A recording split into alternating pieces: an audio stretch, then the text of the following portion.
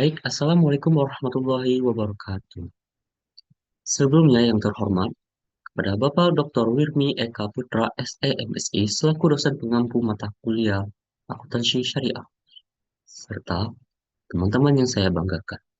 Sebelumnya perkenalkan, saya Dimas Pradityo, selaku pemateri sekaligus moderator yang akan mempresentasikan materi mengenai akad murabahah.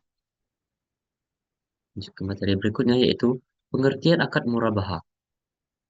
Murabahah adalah akad jual beli dalam Islam, di mana penjual menyebutkan harga pokok barang serta tambahan keuntungan yang disepakati dengan pembeli. Nah, transaksi ini terjadi atas permintaan pembeli terhadap penjual atau pihak seperti bank untuk membeli barang tertentu yang kemudian dijual kembali kepada pembeli dengan harga pokok ditambah margin keuntungan. Nah, pembayaran bisa dilakukan secara tunai atau cicilan. Kunci dari murabahah adalah kejujuran dalam menyampaikan harga asal dan transparansi keuntungan. Jenis akad murabahah. Akad murabahah dengan pesanan.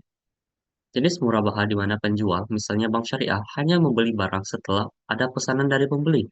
Nah, pengadaan barang tergantung pada permintaan pembeli. Murabahah ini bisa bersifat mengikat. Pembeli wajib membeli atau tidak mengikat. Jika bersifat mengikat dan terjadi penurunan nilai barang sebelum diserahkan, kerugian ditanggung penjual dan nilai akad akan berkurang. Akad murabahah tanpa pesanan. Nah, yang sebelum itu dengan pesanan, yang sekarang ini tanpa pesanan. Murabahah tidak mengikat adalah jenis murabahah di mana penjual, misalnya bank syariah, telah menyediakan barang terlebih dahulu sebelum ada pesanan dari pembeli. Nah, barang yang tersedia menjadi tanggung jawab penjual dan pengadaannya dilakukan tanpa menunggu adanya pembeli. Pembeli langsung membeli barang yang sudah disediakan sehingga transaksi tidak bergantung pada pesanan terlebih dahulu. Kalau di zaman kita sekarang ini ada namanya tuh POPO ya guys. Dasar syariah. Nah, dalam Quran Surah Al-Baqarah ayat 275, Allah berfirman bahwa dia menghalalkan jual beli dan mengharamkannya riba, yang menjadi dasar dibolehkan transaksi jual beli dalam Islam. Murabahah termasuk salah satu bentuk jual beli yang diperbolehkan karena sesuai dengan prinsip syariah. Menurut As-Sunnah, sabda Rasulullah Shallallahu Alaihi Wasallam, pendapatan yang paling afdol atau utama adalah hasil karya tangan seseorang dan jual beli yang mabrur. Hadis riwayat Ahmad Al-Bazar, Tabrani. Al-ijma. Proses ini sudah dipraktekkan di berbagai kurun dan tempat tanpa ada mengingkarinya. Ini berarti para ulama menyetujuinya. Kaidah fikih yang menyatakan pada dasarnya semua bentuk muamalah boleh dilakukan kecuali ada dalil yang mengharamkannya. Di sini, menurut perlakuan akuntansi SAK 102, di mana pernyataan standar akuntansi keuangan 102 akuntansi murabahah dikeluarkan oleh Dewan Standar Akuntansi Keuangan Ikatan Akuntansi Indonesia IAI pada 27 Juni 2007. PSAK 102 menggantikan pengaturan mengenai akuntansi murabahah dalam PSAK 59.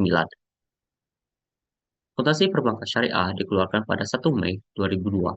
Nah, berdasarkan Dewan Pengurus Nasional IAI nomor 0823 2013, maka seluruh produk akuntansi syariah yang sebelumnya dikeluarkan oleh DSAK IAI dialihkan kewenangannya kepada Dewan Standar Akuntansi Syariah DSAS IAI.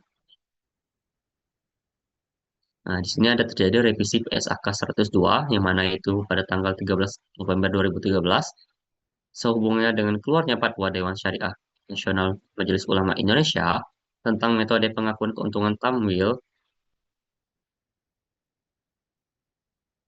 di Al-Murabahah, pembiayaan murabahah di lembaga keuangan syariah. Terjadi pada tanggal 6 Januari 2016 terkait dengan definisi nilai wajar yang disesuaikan oleh PSAK 68. Perubahan ini berlaku efektif pada per 1 Januari 2017 secara retrospektif. Nah, di sini ada pengaturan yang terkait PSAK 102, di mana ikhtisar ringkas, akuntansi untuk penjual, akuntansi untuk pembeli akhir, serta penyajiannya. Nah, ini ada ilustrasi kasus akad murabahan nih teman-teman, di mana Tuan Malik berencana membeli mobil Avanza seharga 230 juta. Karena Tuan Malik tidak memiliki uang sejumlah tersebut, maka Tuan Malik mendatangi Bank Syariah X untuk membeli mobil yang diinginkan. Nah, Bank Syariah X kemudian memesan mobil yang dimaksud, kemudian menjualnya kepada Tuan Malik dengan harga yang disepakati sebesar 250 juta, di mana 230 juta untuk harga perolehan dan 20 juta untuk margin. Pembayaran dilakukan secara angsuran setiap bulan selama jangka waktu 12 bulan. Dalam pemesanan barang, bank syariah dapat mewakilkan atau wakalah kepada pihak lain atau kepada nasabah itu sendiri. Jadi yang membeli barang adalah Tuan Ahmad, contoh di atas nama Bank Syariah X, tapi transaksi murabahah baru boleh dilaksanakan jika barang sudah dibeli oleh nasabah. Jadi kesimpulan dapat kita peroleh dari materi ini adalah kata murabaha secara bahasa adalah bentuk mutual atau bermakna saling yang diambil dari bahasa Arab yaitu arribul yang berarti kelebihan dan tambahan atau keuntungan. Jadi murabaha diartikan dengan saling menambah, sedangkan dalam definisi para ulama terdahulu adalah jual beli dengan modal ditambahkan keuntungan yang diketahui. Maksudnya adalah menjual barang dengan harga modal yang diketahui penjual dan pembeli dengan tambahan keuntungan yang jelas. Jadi murabaha artinya saling mendapatkan keuntungan. Nah, pernyataan standar akuntansi keuangan 102, akuntansi murabaha PSAK 102 dikeluarkan oleh Dewan Standar Akuntansi Keuangan Ikatan Akuntansi Indonesia pada 27 Juni 2007. PSAK 102 kemudian menggantikan pengaturan mengenai akuntansi murabaha dalam PSAK 59 yang dikeluarkan pada 1 Mei 2002. Jenis-jenis akad murabaha ada dua, yaitu murabaha dengan pesanan dan murabaha tanpa pesanan. Murabaha dengan pesanan adalah penjual tidak melakukan pembelian barang sebelum adanya akad murabaha. Murabaha tanpa pesanan adalah penjual memiliki persediaan barang, dagang, atau murabaha. Sekian dari saya. Wabillahi taufiq wal hidayah. Wassalamualaikum warahmatullahi wabarakatuh. Terima kasih.